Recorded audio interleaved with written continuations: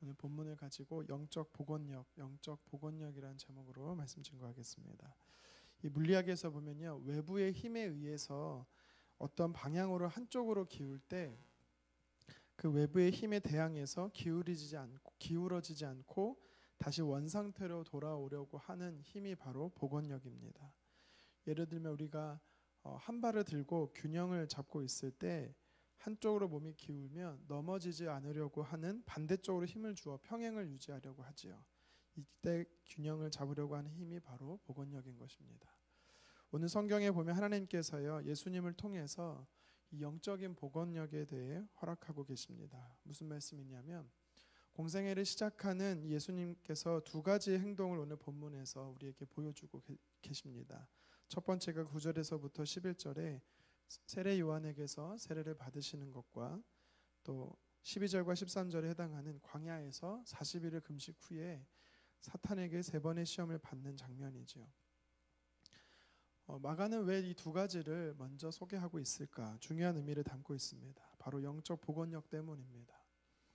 죄로 인해 한쪽으로 치우쳐 잃어버린 영적 균형을 바로잡기 위함이지요. 우리 사람의 힘으로는 절대 할 수 없는 것을 하나님께서는요, 예수님을 통해 우리에게 허락하고 계신 것입니다. 로마서 5장에 보면 예수님을 두 번째 아담이라고 성경은 말합니다. 첫 번째 아담이 죄로 인해 영적 균형을 잃어버렸습니다. 타락하게 된 것이지요. 하나님과의 관계가 죄로 인해 멀어졌던 것입니다. 그래서 하나님은 처음 창조하실 때의 모습을 잃어버린 인류에게 예수님을 통해서 인류를 대표하신 완전한 하나님이시면서 완전한 사람이신 예수님을 통해 죄로 잃어버린 이 창조의 질서 그리고 하나님과의 관계를 회복하기 원하셨던 것입니다. 영적 복원을 원하셨던 것이지요. 사실 오늘 예수님이 보여주신 이 두 가지 행동은요, 납득하기 어려운 모습입니다. 왜 굳이 예수님이 세례를 받으셔야 합니까? 또 왜 굳이 예수님이 사탄에게 시험을 받으셔야 합니까? 그럴 만한 이유와 필요도 없었습니다. 그렇다면 예수님께서 죄로 인해 깨어지고 무너진 그리고 잃어버린 영적 균형을 회복하시기 원하시고 또 그 행동의 의미가 무엇인지를 우리가 한번 좀 살펴봤으면 좋겠는데요. 첫 번째는 예수님의 영적 복원력은요, 하나님과 우리 관계의 복원을 말하는 것입니다. 관계 회복인 것이지요. 예수님으로 인해 하나님과 우리 사이가 이 아버지와 자녀의 관계로 회복된 것입니다. 오늘 본문 11절을 이렇게 말하는데 함께 읽겠습니다. 하늘로부터 소리가 나기를 너는 내 사랑하는 아들이라 내가 너를 기뻐하노라 하시니라. 아멘.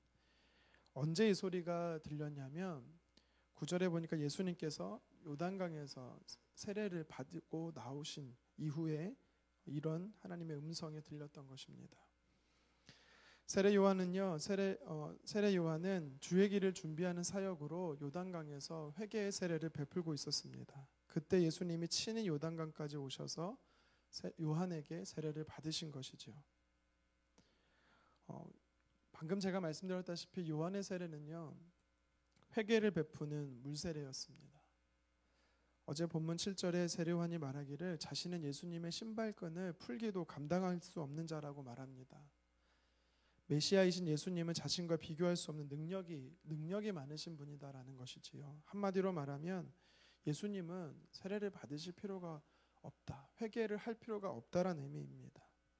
히브리서 4장 15절에서 말씀하신 것처럼 예수님은 대제사장이신 예수님은 죄가 없으신 분이십니다. 그럼에도 불구하고 왜 예수님께서는 요한이 행하던 이 물세례를 받으신 것일까요? 창세기 3장에서 아담과 하와가 범한 인류의 이 죄, 우리가 원죄라고 말하는 것과 모든 이 자범죄를 대신 짊어지시기 위해 예수님이 세례를 받으신 것이지요.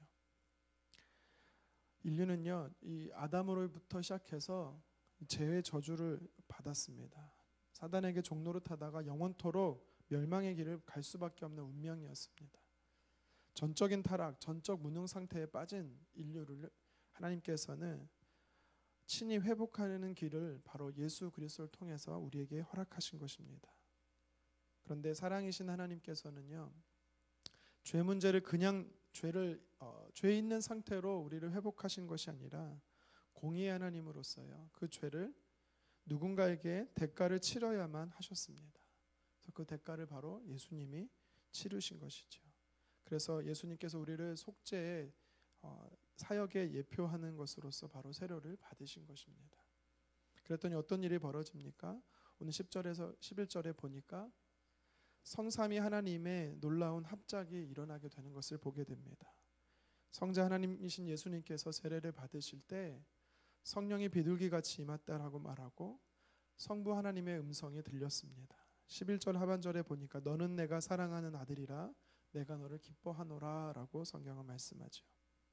이게 무슨 뜻이냐면 당시 유대 사회에서 누구의 아들이다, 나의 아들이다라는 표현은요, 나의 동등한 위치에 있다라는 의미에 있습니다. 다시 말해 예수님이 바로 하나님이 허락하신 메시아이다, 그리스도다라는 것을 하나님께서요 선포하고 있는 것입니다.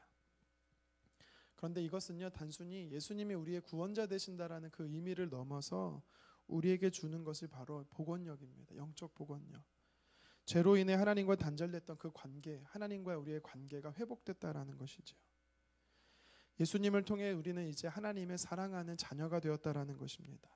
하나님께서 우리를 보실 때는 이제 기뻐하는 자가 되었다라는 것입니다. 바로 오로지 예수님 때문인 것이지요. 스바냐 3장 10절은 말합니다. 그가 너로 말미암아 기쁨을 이기지 못하시며 너를 잠잠히 사랑하시며 너로 말미암아 즐거이 부르며 기뻐하시리라 하리라. 아멘. 이 말씀이 바로 예수님을 통해서 하나님과 우리 사이에 회복이 된 것입니다. 이 놀라운 하나님의 사랑의 확신으로 차 있을 때 저와 여러분들은 어떤 문제가 와도 우리는 흔들리지 않게 되는 것입니다. 우리가 믿음을 지키며 살 수 있는 것이죠. 예수님이 바로 하나님과 우리 사이에 기쁨과 또 사랑의 관계를 원래의 관계로 복원해 주신 것을 우리 말씀을 통해 깨닫게 되는 것입니다. 계속해서 예수님의 영적 복원력은 우리도 예수님처럼 승리하는 삶을 살 수 있게 합니다.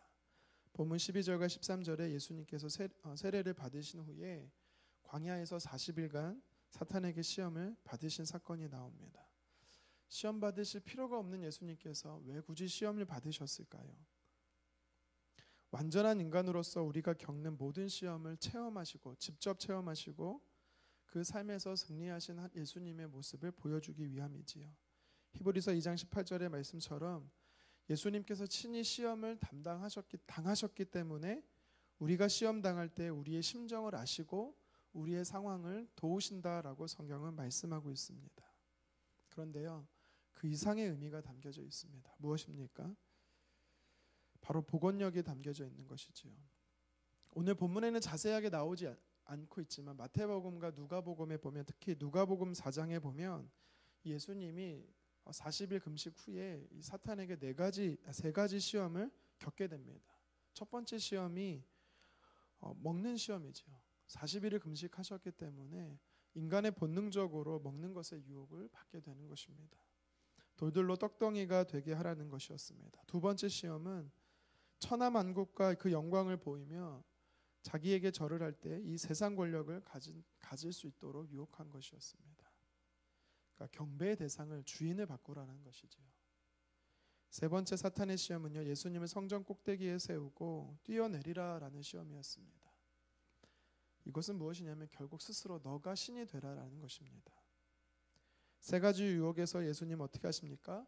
말씀으로 결국 승리를 하시지요. 그런데 여러분, 예수님께서 사탄에게 받으신 시험은요, 이미 창세기에 아담이 유혹받은 시험이었고 오늘을 살아가는 우리가 사탄에게 받는 시험과 똑같습니다. 그런데 어떻습니까? 창세기 3장에 보면은 아담은 먹음직하고 보암직한 선악과를 따먹게 되었지요. 사탄은 유혹하기를 선악과를 먹어도 결코 죽지 않게 될 것이다라고 이야기했습니다. 뿐만 아니라 선악과를 먹으면 하나님처럼 될 것이다라고 유혹을 했었던 것입니다. 첫째 아담은 실패했지만 둘째 아담이신 예수님은요 승리하셨습니다. 그 승리함은요 결국 우리에게 어떤 영적 복원력을 주셨냐면 광야 같은 인생을 살아가는 우리들에게 있어서 이 유혹의 시험이 왔을 때 예수님의 승리하심으로 인해서 우리가 승리할 수 있음을 허락해 주신 것입니다. 저와 여러분들은요 동일합니다. 오늘을 살아가는 작은 예수가 돼서 하나님의 자녀인 작은 예수가 돼서 이 땅에 살아갑니다. 사탄은 우리에게 똑같이 시험을 합니다. 물질의 시험을 합니다. 너 자신이 주인이 되라는 시험을 합니다. 세상의 권력을 탐하라는 시험을 합니다. 하지만 우리의 힘으로는 우리가 승리할 수 없었습니다. 그런데 예수님이 승리하심으로 인해서 우리에게 주신 은혜, 복원력이 생겼습니다. 바로 우리도 말씀으로 승리할 수 있다라는 것입니다. 오늘 본문에서 이렇게 두 가지를 예수님의 복원력을 이야기하고 있습니다. 예수님께서는 공생애를 시작하면서 두 가지 행동을 우리에게 보여주고 계시지요. 굳이 하지 않으셔도 되면서도 저와 여러분들을 위해 취하신 행동이었습니다. 하나님께서는 처음 창조하실 때의 상태로 회복을 주기 원하셨던 것이지요. 신이 인간의 몸으로 회개의 세를 받으심으로 이제와 저와 여러분들은 하나님의 존귀한 자녀가 되었던 것입니다. 자녀가 되게 된 것입니다. 또 친히 광야의 40일 금식과 함께 이 사탄의 세 가지 시험을 통과하심으로써 저와 여러분들의 살아가는 인생에서 실패가 아닌 승리임을 선포해 주신 것입니다. 우리는 이 영적 진리를 깨달아야 하는 것이지요. 우리에게 영적 복원력이 생겼습니다. 넘어져도 일어설 수 있습니다. 영적으로 졌어도 다시 승리할 수 있는 능력이 우리에게 생긴 것입니다. 바로 예수님을 통해 복원력이 허락된 것입니다. 예수님의 승리로 말미암아 주어진 이 영적 복원력을 가지고 오늘도 저와 여러분들이 승리했으면 좋겠습니다. 믿음의 성장과 성숙이 날마다의 삶에서 나타나기를 주님의 이름으로 축원합니다. 기도하겠습니다.